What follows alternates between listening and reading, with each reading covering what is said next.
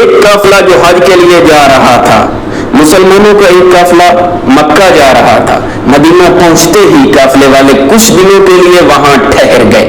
چند روز کی استراحت کے بعد لوگ مدینے سے مکہ کی جانب روانہ ہو گئے۔ مکہ اور مدینہ کے درمیان ایک جگہ اہل قافلہ کی ملاقات ایک ایسے شخص سے ہوئی جو تمام اہل قافلے کو اچھی طرح جانتا تھا۔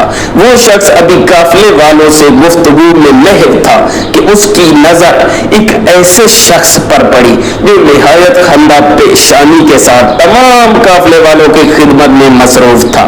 اس آدمی نے پہلی ہی نظر میں پہچان لیا کہ نہایت خوشی کے ساتھ لوگوں کی خدمت کرنے والا شخص کون ہے۔ چنانچہ اس نے بڑی حیرت کے ساتھ قافلے والوں سے دریافت کیا، تم لوگ اس شخص کو پہچانتے ہو جو تمہاری خدمت میں لگا ہوا ہے؟ ان لوگوں نے جواب دیا، نہیں، ہم لوگ اس آدمی کو بالکل نہیں پہچانتے۔ یہ شخص تو مدینے سے ہمارے قافلے کے ساتھ ملحق ہو گیا تھا۔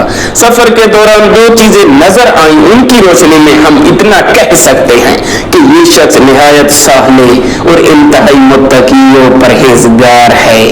ہم لوگوں نے اس سے کہا بھی نہیں کہ ہمارے کام کر دو، مگر وہ خود ہی دوسروں کی خدمت میں مصروف ہے اور ہر آدمی کی مدد کر رہا ہے۔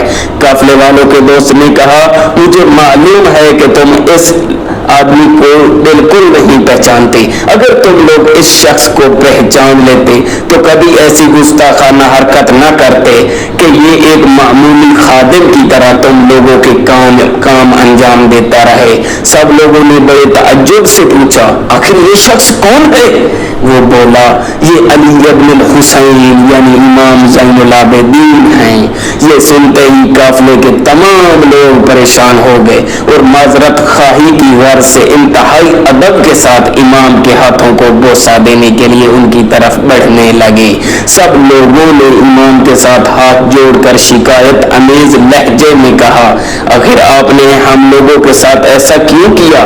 ممکن تھا کہ انجانے میں ہم لوگوں سے آپ کی شان میں کوئی جسارت یا گستاخی سرزد ہو جاتی اور ہم لوگ ایک بڑے گناہ کے مرتکب ہو جاتے۔ امام نے جواب دیا، چونکہ تم لوگ مجھے نہیں پہچانتے تھے اس لیے میں نے عمدن تم لوگوں کی ہمراہی اختیار کی، کیونکہ جب میں جان پہچان والے لوگوں کے ساتھ سفر کرتا ہوں تو لوگ رسول مقبول کی وجہ سے میرے ساتھ بڑی ہی محبت اور مہربانی کا سلوک کرتے ہیں اور مجھے اس بات کی بھی اجازت نہیں دیتے کہ کوئی چھوٹا موٹا کام بھی انجام دوں۔